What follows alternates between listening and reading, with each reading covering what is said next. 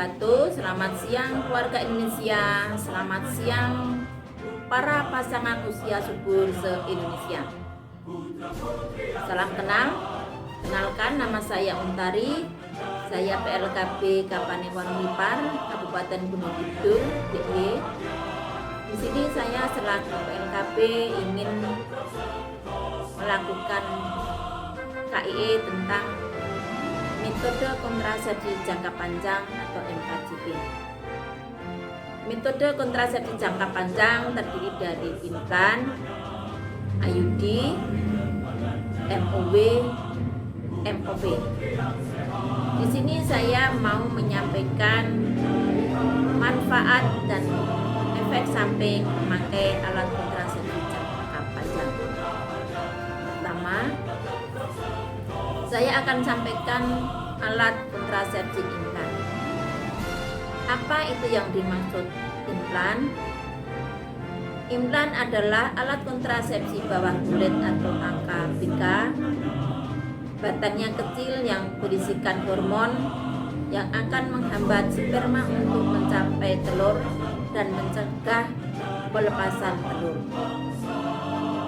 Cara pemasangan implan adalah membutuhkan keahlian khusus untuk memasang atau melepas implan yang diletakkan di bawah kulit tengah atas.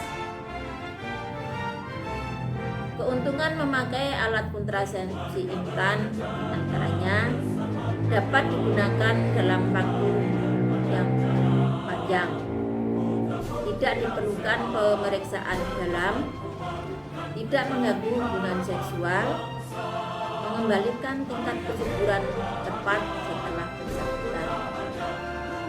Kelemahan memakai alat kontrasepsi implan ini adalah ada kemungkinan mengalami perubahan pola haid, dapat mempengaruhi penurunan maupun kenaikan berat badan, tidak bisa menghentikan sendiri sesuai keinginan, harus pergi ke klinik untuk pencabutan. Perlu pembedahan kecil pada waktu pemasangan dan pencabutan. Tidak melindungi dari penyakit IMS. Yang kedua, alat kontrasepsi IUD. Apa itu yang dimaksud dengan IUD? IUD adalah alat kontrasepsi dalam rahim atau AKDR berbentuk kecil elastis dari plastik berbentuk T yang dilapisi oleh tembaga dan ditaruh dalam rahim. Cara pemasangan IUD itu membutuhkan keahlian khusus untuk memasang atau melepaskan IUD. Dapat digunakan setelah melahirkan atau kapan saja selama tidak hamil.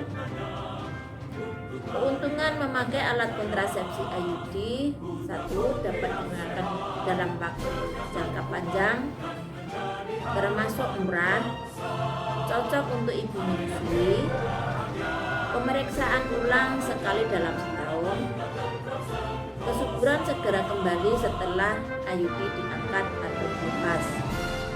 Tidak ada yang perlu diingat setelah dilakukan pemasangan.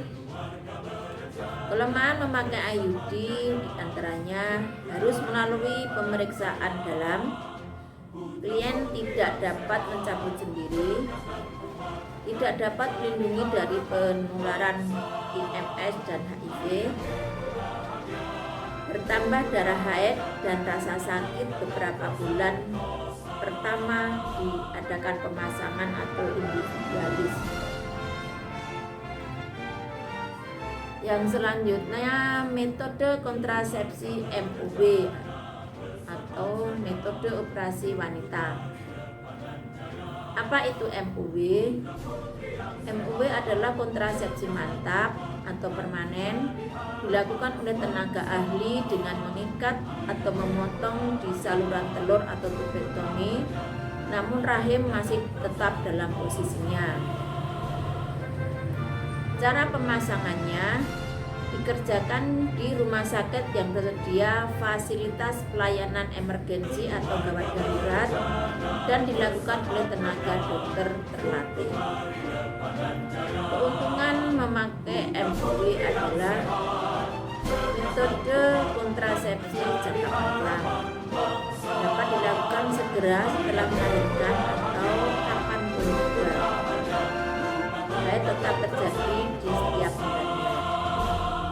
Kelemahan memakai MOW yaitu rasa nyeri dapat terjadi beberapa hari setelah tindakan atau individualis, sulit untuk rekanalisasi atau pemasangan kembali atau penyambungan kembali, tidak melindungi dari IMS. Selanjutnya, metode operasi pria atau MOP. Apa itu yang dimaksud dengan MOP?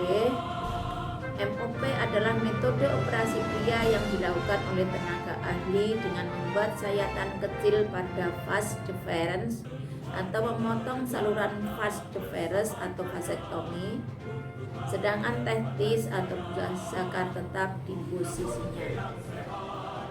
Membuat cairan hemen atau air mani tidak mengandung sperma. MOP bukan kebiri.